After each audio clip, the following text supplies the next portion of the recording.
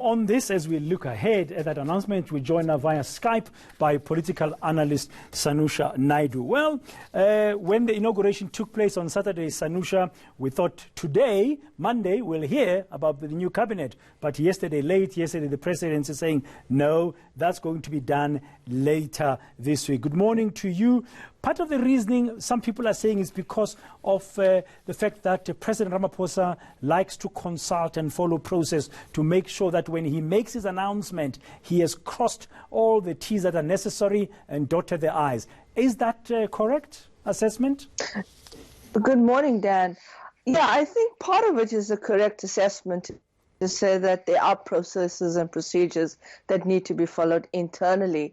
Of course, what we saw last week was a whole lot of twists and turns regarding both members to be sworn in the National Assembly, and then, of course, those individuals who decided that they were going to withdraw their position as MP. That kind of didn't catch, but rather put the whole situation and the context of the situation into a much more difficult context for President Ramaphosa, because obviously now there's this whole question around clearing your name, as the deputy president of the party had indicated, and media reports over the weekend had suggested that the individuals are trying to resolve their names on the Integrity Commission list of the party, and that in itself would be something that needs to be given consideration before moving forward. Now, this kind of makes it very difficult because as early as last week, there were also speculation that the president could have announced his cabinet as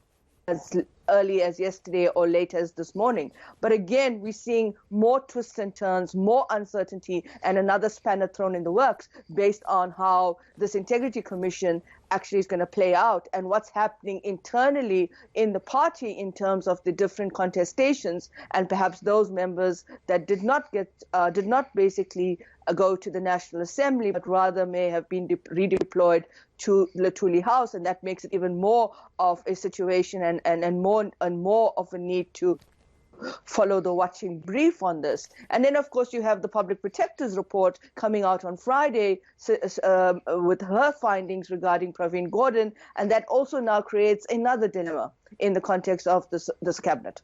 Now, just wondering from what you just said a short while ago, if the speculation ahead of the inauguration was that President Cyril Ramaphosa would be ready to announce his cabinet as soon as he's done with the inauguration, as soon as he's taken the oath of office, at least by today. That means he's got already an idea whom he wants in his cabinet. And we know there's this slight delay now due to some reasons that you've just given. But if he was ready, I mean, people are now speculating, would he listen to the calls for a woman, a female vice president, for example? Would he accede to that? Because that will put spanner in the works in the ANC internally, because it will be the first time that a deputy president has not got the deputy presidency of the republic.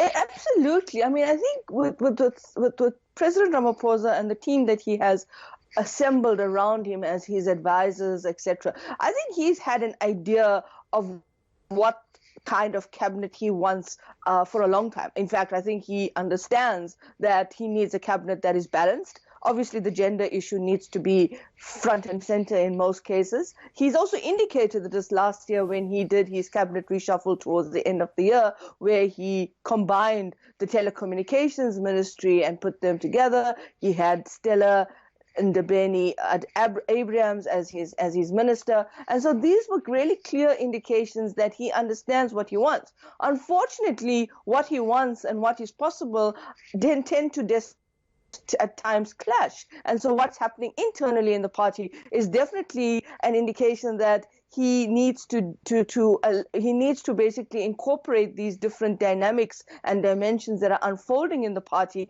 and see how that may work out to the kind of calculations he's made and the calculus that he has in the kind of cabinet he wants to put forward. Let's not forget as well, Dan, that he also has to think about a reduction in terms of the cabinet, and what does this mean as well. So really, people are I think there are people there in both the Turi House and outside who are essentially trying to figure out where they fit in this cabinet. There are certain individuals who may want to still remain in the cabinet, but then, of course, you've got this whole integrity commission at play. Then, of course, you're not sure whether you're going to have a female deputy president, because speculation again seems to suggest that the deputy president of the party may actually be sworn in at the end of the week as MP. And then, of course, there's the whole question of whether he'll take up the position. There could be another spanner in the works, another twist. You know, the deputy president of the party was quite interesting at Nasrec in terms of how he calculated and played out the kingmaker role. So in this context as well, nothing in there suggests to me, and I'm not saying it's going to happen, but I think we're just going to be sitting and waiting to see how the different dynamics and different calculations come out. And one of the things that's going to be very important is that point you make about a female deputy president of the republic, or would we have two different deputy presidents, one for the party and one for the republic? I will have to wait and see. That speculation is going to continue. Very briefly, Sanusha, before I let you go, already some people on social media are referring to the Tumamina campaign. That's been his campaign really from last year, quoting from a Hugh Masekela song. But now they are quoting another Hugh Masekela song on social media, Kauleza, which means hurry, haste, be quick, deliver against corruption, do things very quickly now. Do you think he'll manage to really achieve what he wants? Because he's said time and time again, smaller cabinet, people must have the requisite skills, and they must be coming in there to do the job. Do you think he'll manage to balance that without, so to speak, angering some people within the ANC who've become used to what has become the politics of patronage over the years, where positions are dished out for pals? I think with a position like that, you're never going to achieve everything that you seek out to achieve. You are going to anger people, you are going to marginalize people, and nobody's going to always be happy with the kinds of policies you pursue. I think the challenge for President Ramaphosa is when he says, let's fight corruption. The question is, how endemic the corruption is and at what level you need to be addressing it and fighting it. So I think that's going to be the kinds of levels at which he's going to address and perhaps take out the rot that is currently manifests and exists embedded within the state structures and within the governance of the country.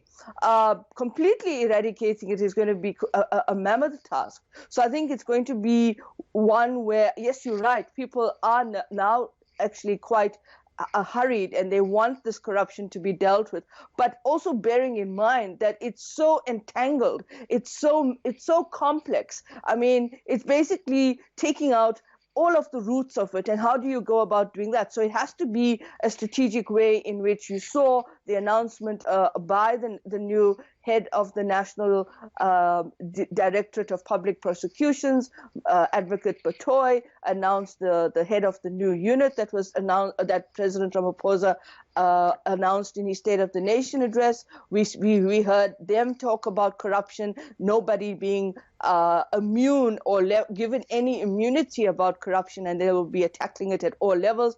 But it is a mammoth task, because it means that you've got to basically start uprooting a whole level of issues, and there are definitely going to be people that are not going to sit there and think that they are going to be the fall guys or the fall people, or take the rap for somebody else who's higher up in the party, and they need to come to book. So it's going to be a mammoth task. How soon it's going to be dealt with, I think it's also going to be a difficult one for President Ramaphosa to come out running and deciding to be shooting at all levels. But I think, again, this will also determine, the first step in this whole process will be determined by that cabinet announcement. Thank you very much, political analyst Sanusha Naidu.